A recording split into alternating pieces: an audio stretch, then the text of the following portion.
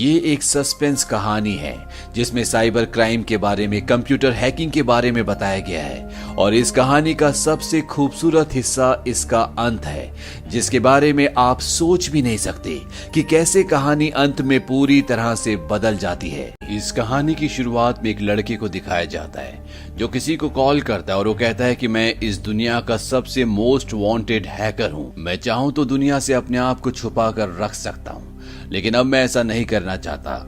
और इसके बाद वो एक फ्लैट के अंदर जाता है जहाँ पर कई लोगों की लाशें होती है। वो जमीन से बुलेट का एक कवर उठाता है और खुद से पूछता है हु एम आई, और खुद ही आंसर देता है। वो कहता है कि आई एम बेंजामिन। और इसके बाद बेंजामिन एक जगह जाता है जहाँ पर उसे इंटेरोगेशन रूम में बिठाया जाता है। दरअसल बेंजामिन बर्लिन का एक हैकर है और हैकिंग की दुनिया में उसका नाम हु एम आई है। बेंजामिन के सामने एक लेडी आकर बैठ जाती है। ये साइबर डिवीजन की हेड है और इसका नाम है हना। वो बोलती है कि तुम मुझसे मिलना चाहते थे, बताओ। बेंजामिन अपने मन में सोचता है कि ये एक ऐसा उलझा हुआ धागा है जिसका ना कोई अंत है ना शुरुआत, और इसके बीच में मैं फंसा हुआ हूँ। और इसके बाद ये कहानी पूरी पास्ट में चली जाती है जहाँ पर बेंजामिन उसे अपने बारे में बताता है। वो कहता है कि बचपन से मैं एक सुपर हीरो बनना चाहता था। मैं वो काम करना चाहता था जो इस दुनिया में कोई नहीं कर सकता। और जिस तरह से सुपरमैन, बैटमैन, स्पाइडरमैन सभी के पेरेंट्स को मार दिया गया था, उनके पास एक ट्रेजिक कहानी थी। इसी तरह से मेरे पास भी एक ऐसी कहानी है। जब मैं पैदा हुआ तो मेरे डैड फ्रांस हमेशा के लिए हमें छोड़कर चले गए। मैंने उन्हें कभी भी नहीं देखा। जब मैं 8 साल का था तो मेरी मॉम ने सुसाइड कर लिया। मेरी दादी के जो पिता थे वो वर्ल्ड वॉर 2 में मारे गए। वो रशिया से खुद तो कभी वापस नहीं आ पाए, लेकिन उनके साथ ही उनके 3 बुलेट्स के कवर लेकर आए, जिन्हें मेरी मॉम ने जब तक वो जिंदा थी हमेशा संभाल कर रखा। मेरी मॉम के मरने के बाद मेरी दादी ने मुझे पाला। अब वापस कहानी प्रेजेंट में आती है जहाँ पर हना उसे कहती है कि मैं कोई साइकोलॉजिस्ट नहीं हूँ, तुम मुझे फ्रेंड्स ग्रुप और मिस्टर एक्स के बारे में कुछ बताने वाले थे। दरअसल फ्रेंड्स ग्रुप एक हैकिंग ग्रुप है जो कि रशिया का है और ये बहुत ही कुख्यात है। इस ग्रुप में 4 मेंबर्स हैं और मिस्टर एक्स डार्कनेट की दुनिया का एक ऐसा नाम है जिसे सबसे बड़ा हैकर माना जाता है, लेकिन उसके बारे में कोई कुछ नहीं जानता। डार्कनेट इंटरनेट की वो दुनिया होती है जहाँ पर दुनिया के सभी काले काम होते हैं। डार्कनेट पे जब भी कोई किसी को मैसेज करता है या कोई भी इंफॉर्मेशन भेजता है तो कोई किसी को ट्रैक नहीं कर सकता। और मिस्टर एक्स डार्कनेट की दुनिया का सबसे बड़ा नाम है। बेंजामिन हैना को बोलता है कि अगर आपको सच्चाई जाननी है तो आपको हर एक डिटेल को अच्छे से सुनना होगा। वो बताता है कि मैंने 14 साल की उम्र से कंप्यूटर चलाना शुरू किया। मैंने प्रोग्रामिंग लैंग्वेज सीखी और पहली बार मैंने किसी सिस्टम को हैक किया और पहली बार मुझे किसी अंतहीन दुनिया का एहसास हुआ। पहली बार मुझे एहसास हुआ कि किसी चीज में मैं अच्छा हूँ। जहाँ पूरी दुनिया इंटरनेट वेबसाइट पर अपना टाइम वेस्ट कर रही थी, वहीं मैं इंटरनेट की अंदर की दुनिया जिसे डार्क नेट कहा जाता है, वहां पर अपनी एक अलग दुनिया बना रहा था। यहाँ पर आप जो चाहे वो बन सकते हो। मैं दिन रात इंटरनेट पर बैठा रहता। वैसे तो डार्क नेट की दुनिया में बहुत सारे हैकर्स हैं, लेकिन मेरा सिर्फ एक ही हीरो था जिसका नाम है मिस्टर एक्स। मिस्टर एक्स के बारे में कोई नहीं जानता कि उसका असली नाम क्या है, वो कहाँ से अपने सिस्टम को ऑपरेट करता है, लेकिन वो सभी हैकर्स का एक रोल मॉडल है। मिस्टर एक्स के 3 रूल हैं कि कोई भी सिस्टम सेफ नहीं है और हमेशा उसी चीज को टारगेट करो जो लगभग इम्पॉसिबल है, और साइबर स्पेस पर हमेशा मस्ती करो, उसे बहुत सीरियस मत लो। अब वो अपने बारे में बताता है। वो कहता है कि मैं कभी भी यूनिवर्सिटी नहीं जा पाया और मुझे पिज्जा डिलीवरी का काम करना पड़ा। और एक रात को जब मैं पिज्जा डिलीवरी करने के लिए कुछ स्टूडेंट के पास गया तो वहां पर मैंने एक लड़की को देखा जिसका नाम मरी था। मरी कभी मेरे साथ ही पढ़ती थी और मैं उसे हमेशा से पसंद करता था। वहां पर जितने भी स्टूडेंट्स थे वो सब के सब एग्जाम की तैयारी कर रहे थे और मरी की तैयारी नहीं हुई थी और मैं उसकी मदद करना चाहता था ताकि उसकी नजरों में मैं एक सुपर हीरो बन जाऊं, उसे मुझसे प्यार हो जाए, हम दोनों की शादी हो, हमारे बच्चे हो। दरअसल वो अपने सपनों की दुनिया में खो जाता है और वो तय करता है कि वो मरी की हेल्प करेगा। वो यूनिवर्सिटी जाता है क्योंकि उसे अपने सिस्टम को यूनिवर्सिटी के सर्वर से कनेक्ट करना होगा, और वो यूनिवर्सिटी पहुंचकर सर्वर से कनेक्ट करके वहां से क्वेश्चन पेपर को कॉपी कर लेता है। लेकिन तभी वहां पर सिक्योरिटी वाला आ जाता है और बेंजामिन पकड़ा जाता है। बेंजामिन का कोई भी क्रिमिनल रिकॉर्ड नहीं होता, इसीलिए जज उसे 50 घंटों की कम्युनिटी सर्विस करने की सजा सुनाता है, यानी कि उसे 50 घंटे सफाई का काम करना होगा, गलियों को, शहर को साफ करना होगा। और जब बेंजामिन सफाई कर रहा होता है तो उसके सामने एक आदमी आता है जिसे भी यही काम, यही सजा मिली है, और वो बेंजामिन से पूछता है कि तुमने क्या किया। बेंजामिन बोलता है कि मैंने यूनिवर्सिटी के सिस्टम को, सर्वर को हैक किया। वो आदमी बताता है कि मैं भी एक हैकर हूँ, इसका नाम मैक्स होता है। मैक्स बेंजामिन से बिल्कुल ऑपोजिट होता है। जहां बेंजामिन शाई और इंट्रोवर्ट होता है, वहीं मैक्स एक्सट्रोवर्ट और स्ट्रीट स्मार्ट होता है। इन दोनों के बीच में दोस्ती हो जाती है और मैक्स उसे शाम को एक पार्टी में बुलाता है, जहां पर वो उसे अपने दो दोस्तों से मिलवाता है जिनका नाम पॉल और स्टीफन होता है। ये दोनों भी हैकर्स हैं। ये बेंजामिन को बोलते हैं कि मैक्स ने हमें बताया कि तुम कंप्यूटर लैंग्वेज में बहुत शार्प हो, हमें साबित करके दिखाओ। और वो उनके सिस्टम पर बैठ जाता है और कुछ ही मिनटों में वो पूरे एरिया के इलेक्ट्रिक सिस्टम को हैक करके वहां की लाइट ऑफ कर देता है। और तभी वहां पर पुलिस आ जाती है। दरअसल पुलिस यहाँ पर इनकी पार्टी की वजह से आई होती, क्योंकि यहाँ पर पार्टी में बहुत शोर होता है और बहुत सारे लोग होते हैं। और जैसे पुलिस यहाँ पर आती है तो ये चारों के चारों नीचे जाते हैं। इस पार्टी में मरी भी होती है, जिसे बेंजामिन बचपन से प्यार करता है। मरी उसे कहती है तुम तो वही पिज्जा डिलीवरी बॉय हो ना। और इसके बाद ये सारे के सारे यहाँ से भाग जाते हैं। और जब मैक्स, स्टीफन और पॉल वहां से निकल जाते हैं तो वहां पर सिर्फ बेंजामिन और मरी बचते हैं। और अब मरी को याद आ जाता है कि ये बचपन में इसी के स्कूल में पढ़ता था। दरअसल पहले उसे ये बात याद नहीं आई होती। इसके बाद बेंजामिन और पॉल नकली आईडी बनाकर गवर्नमेंट के एक सेमिनार में जाते हैं, जहां पर हिटलर के ऊपर प्रेजेंटेशन होनी थी। ये उस सर्वर को हैक कर लेते हैं और पास ही में जहां पर इनकी वैन खड़ी होती है, उस वैन के अंदर जाकर जब प्रेजेंटेशन में हिटलर के बारे में कुछ बोला जा रहा होता है तो ये चारों के चारों स्क्रीन पर हिटलर के बहुत फनी वीडियोस को प्ले कर देते हैं, जिससे वहां पर बैठे गवर्नमेंट के सभी अधिकारी हैरान हो जाते हैं। लेकिन वहां पर जो सिक्योरिटी होती है उन्हें पता चल जाता है कि इस वैन के अंदर से कोई ये सब कर रहा है। वो यहाँ तक पहुंच जाते हैं, लेकिन इससे पहले कि वो सब इन्हें पकड़ते, ये वैन लेकर यहाँ से भाग जाते हैं। ऐसा करने के पीछे इनका कोई मकसद नहीं होता, ये सब इन्होंने मस्ती के लिए किया होता है। और अब ये डिसाइड करते हैं कि ये अपना एक ग्रुप बनाएंगे और ये हेडक्वार्टर बनाते हैं बेंजामिन की दादी का घर। ये अपने ग्रुप का नाम भी रख लेते हैं। इनके ग्रुप का नाम होता है क्ले, जिसकी फुल फॉर्म होती है क्लाउन्स लाफिंग एट यू। अब प्रेजेंट में बेंजामिन जहां पर हैना के सामने बैठा है, हैना उसे कहती कि मैं तुम्हारी बातों पर विश्वास क्यों करूं। और बेंजामिन उसे उसके बारे में उसका पूरा इतिहास बता देता है, क्योंकि यहाँ आने से पहले उसने उसका सिस्टम भी हैक करके उसकी पूरी इंफॉर्मेशन निकाल ली थी। बेंजामिन अब हैना को बताता है कि उन्होंने धीरे धीरे करके अपने हैकिंग की शरारतों को और भी बढ़ा दिया ताकि उनका दुनिया में नाम फैल सके।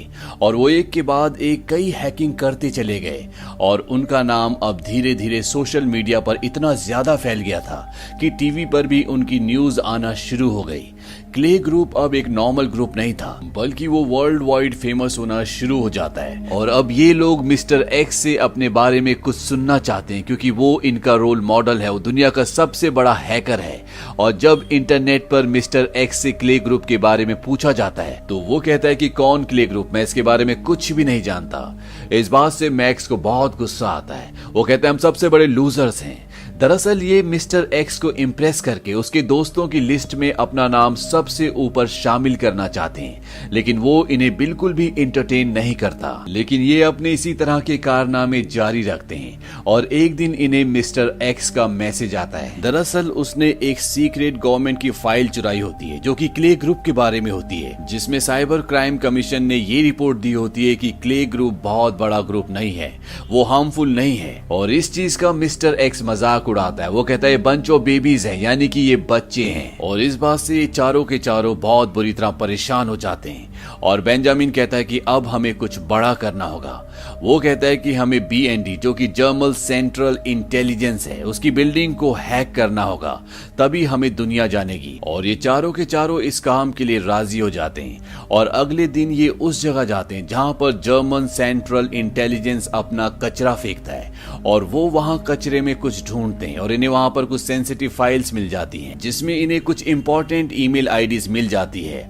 और इन ईमेल आईडी आईडीज के जरिए, फिशिंग पेज के जरिए ये जर्मन सेंट्रल इंटेलिजेंस यानी कि BND बिल्डिंग के अंदर जाने का अपना रास्ता खोल देते हैं और बेंजामिन इनके इंटरनल सर्वर को हैक करके वहां से सारा डेटा कॉपी कर लेता है और साथ ही साथ इनके प्रिंटर को भी हैक कर लेते हैं और अगली सुबह सभी प्रिंटर से एक ही प्रिंट निकलता है जिसमें इनकी क्लाउन का लोगो होता है और उस पर लिखा होता है Clay was here, no system is safe. और रात को इस सब के सब पार्टी कर रहे होते हैं और बेंजामिन देखता है कि यहाँ पर उसका दोस्त मैक्स उस लड़की को जिसे वो पसंद करता है जिसका नाम मरी है उसे किस कर रहा होता है। बेंजामिन गुस्सा होकर यहाँ से चला जाता है। हालांकि उसके दोस्त उसे मनाने के लिए घर पर आते भी हैं लेकिन वो दरवाजा नहीं खोलता और अब वो सारा डेटा जो उसने BND यानी कि जर्मन सेंट्रल इंटेलिजेंस का चुराया होता है वो MRX को भेज देता है ताकि उसे पता चल सके कि ये छोटे मोटे हैकर्स नहीं है और उसे वो इम्प्रेस भी कर सके, उसके दोस्तों की लिस्ट में अपना नाम शामिल कर सके। अगली सुबह एक बार फिर से बेंजामिन के तीनों दोस्त उसके घर पर आते हैं, वो उसे उठाते हैं। अब बेंजामिन और मैक्स के बीच में मरी को लेकर लड़ाई हो रही होती है। तभी ये टीवी पर न्यूज देखते हैं जिसमें न्यूज रिपोर्टर बोल रही होती है कि कल रात को जर्मन सेंट्रल इंटेलिजेंस की बिल्डिंग के अंदर कुछ हैकर्स घुसे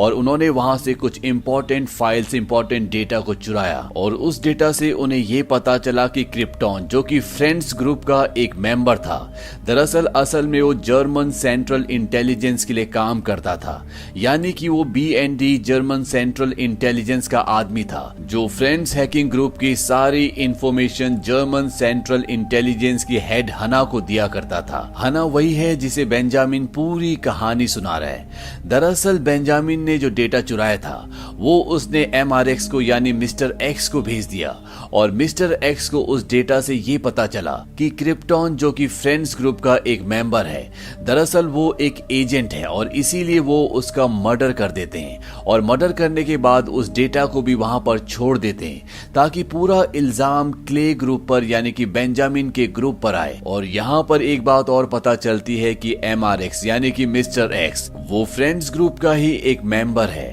लेकिन यहाँ पर हैरानी की बात ये होती है कि बेंजामिन ने जो सीक्रेट फाइल्स BND कंपनी से चुराई होती है इसके बारे में उसके तीनों फ्रेंड्स को कुछ भी नहीं पता होता। वो बेंजामिन पर गुस्सा होते हैं और वो कहते हैं कि हमने तुम्हें कहा था कि हम सिर्फ वहां पर प्रिंटर्स को हैक करेंगे ताकि उन्हें ये पता चल सके कि हम यहाँ तक पहुंच सकते हैं, लेकिन तुमने उनकी सीक्रेट फाइल भी चुरा ली और अब हम सब के सब फंस चुके हैं। बेंजामिन कहता है कि ये सब मैंने तुम्हारे लिए किया ताकि हैकिंग की दुनिया में, डार्क नेट की दुनिया में हमारा नाम हो सके और हम MRX यानी मिस्टर X तक भी पहुंच सके। लेकिन अब पुलिस इनके पीछे है। बेंजामिन कहता है कि अगर हमें बचना है तो हमें ये पता करना पड़ेगा कि MRX के चेहरे के पीछे असली चेहरा कौन सा है, क्योंकि असल में पुलिस हमें नहीं बल्कि मिस्टर X यानी कि MRX को ढूंढ रही है। और अब इन्हें मिस्टर X जिसे दुनिया ने आज तक नहीं देखा उसे किसी भी हालत में दुनिया के सामने लाना होगा ताकि ये अपने आप को बेगुनाह साबित कर सकें। और इसीलिए बेंजामिन एक पब्लिक सिस्टम से मिस्टर X से कांटेक्ट करता है, वो उसके पास जाता है। दरअसल यहाँ पर जो इनकी आपस में चैटिंग चल रही होती है उसे इस कहानी में इस तरह से दिखाया गया है कि आमने सामने बैठकर बातें कर रहे हैं। और अब बेंजामिन मिस्टर X के सामने बैठा होता है। बेंजामिन मिस्टर X से कहता है कि जो डेटा मैंने तुम्हें दिया था तुमने उसे रशियन माफिया को बेच दिया और इसीलिए अब सरकार ने हमारे क्ले ग्रुप को, फ्रेंड्स ग्रुप को और साथ ही साथ तुम्हें भी एक टेररिस्ट हैकिंग ग्रुप घोषित कर दिया है, जबकि हम जानते हैं कि फ्रेंड्स ग्रुप के तुम ही मेंबर हो, वो तुम्हारा ही ग्रुप है और अब हम भी इसमें शामिल होना चाहते हैं। मिस्टर X कहता है कि अगर तुम इसमें शामिल होना चाहते हो तो तुम्हें यूरोपोल में एक ट्रोजन को इंस्टॉल करना होगा। ट्रोजन दरअसल किसी भी सिस्टम में घुसने का एक बैकडोर होता है, यानी कि अगर उसने काम कर लिया तो मिस्टर X यूरोपोल की सारी गतिविधियों पर, उनके सिस्टम पर पूरा कंट्रोल पा लेगा। ये एक ऐसी ऑर्गेनाइजेशन होती है जिसके अंतर्गत देश की हर तरह की कानूनी गतिविधियां चलती है और मिस्टर X अब उन पर कंट्रोल पाना चाहता है, उन्हें अपने हिसाब से बदलना चाहता है। अब जिस सिस्टम पर बेंजामिन बैठा होता है वहां पर हना और पुलिस भी आ जाती है, लेकिन इससे पहले कि वो उसे पकड़ पाती बेंजामिन अपना मास्क पहनकर वहां से भाग जाता है और वहां से भागने के बाद उसके पास जितनी भी हार्ड डिस्क होती है वो अपने दोस्तों के साथ मिलकर उन सब को एसिड में नष्ट कर देता है ताकि उन्हें कोई भी ट्रैक न कर पाए। और उसके बाद वो यूरोपोल कंपनी के अंदर घुसने की कोशिश करते जहां पर वो सिस्टम है जहां पर उन्हें ट्रोजन को इंस्टॉल करना है, लेकिन उनके उनकी सारी कोशिश नाकामयाब रहती है और इसी कोशिश के दौरान मैक्स का हाथ भी हर्ट हो जाता है। और जब ये कंपनी के बाहर होते हैं तो ये देखते हैं कि वहां पर कुछ स्कॉलर्स जो कि विजिटर्स के तौर पर यहाँ पर आए होते हैं, उनमें से एक का विजिटर पास गिर जाता है। बेंजामिन उसे उठा लेता है और वो उस कंपनी के गार्ड से बोलता है कि अंदर कैफेटेरिया में मेरा वॉलेट छूट गया है, मुझे उसे ढूंढने जाना होगा। हालांकि गार्ड पहले उसे मना करता है, उसे कहता है कि तुम्हें कल आना होगा, लेकिन जब वो रिक्वेस्ट करता है तो वो उसे अंदर जाने देता है। बेंजामिन वहां पर उस प्रीमाइसिस पे हैकिंग डिवाइस लगाकर वहां से निकल जाता है और अगले दिन वो उस डिवाइस की मदद से यूरोपोल का जो इंटरनल सर्वर होता है उस पर अपना कंट्रोल पा लेता है और अब वो इस ट्रोजन को मिस्टर एक्स को देता है ताकि वो इसके अंदर एक्सेस कर सके।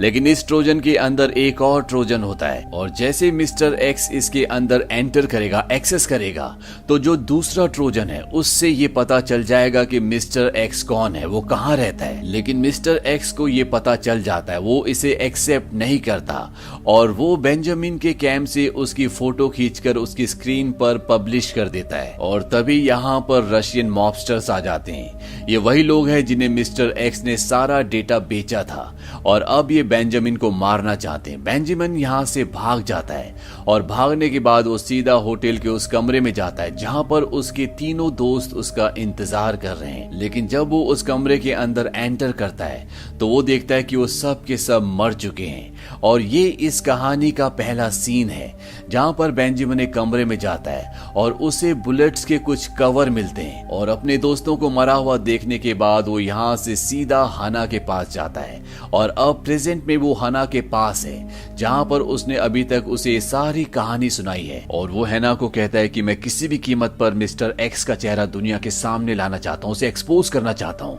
उसके फ्रेंड्स ग्रुप ने मेरे दोस्तों को मार दिया और अब वो मुझे भी मारना चाहते हैं। वो हैना को ये भी कहता है कि मैंने तुम्हारी प्रोफाइल को हैक करके देखा था, तुम्हें तुम्हारी नौकरी से सस्पेंड कर दिया गया है क्योंकि तुम इस केस में पूरी तरह से फेल रही और अब मेरी तरह तुम भी फ्रेंड्स ग्रुप को और साथ ही साथ मिस्टर एक्स को दुनिया के सामने एक्सपोज करना चाहती हो। हैना कहती है कि तुम ये सब कैसे करोगे।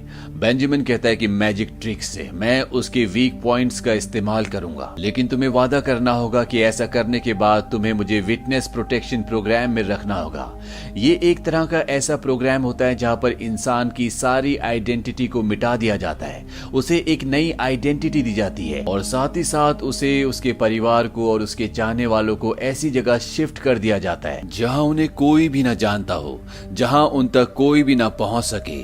दरअसल ये गवर्नमेंट का एक प्रोग्राम होता है जहां पर गवाह को इस तरह की फैसिलिटीज दी जाती हैं। है ना, उसकी बात मान लेती है और अब बेंजामिन मिस्टर एक्स की सबसे कमजोर चीज पर हमला करता है और वो होता है उसका अभिमान। वो इंटरनेट की डार्क नेट की दुनिया में ये फैला देता है कि मिस्टर एक्स गवर्नमेंट के लिए काम करता है, ये एक धोखेबाज है और इसी ने क्रिप्टन को मरवाया था।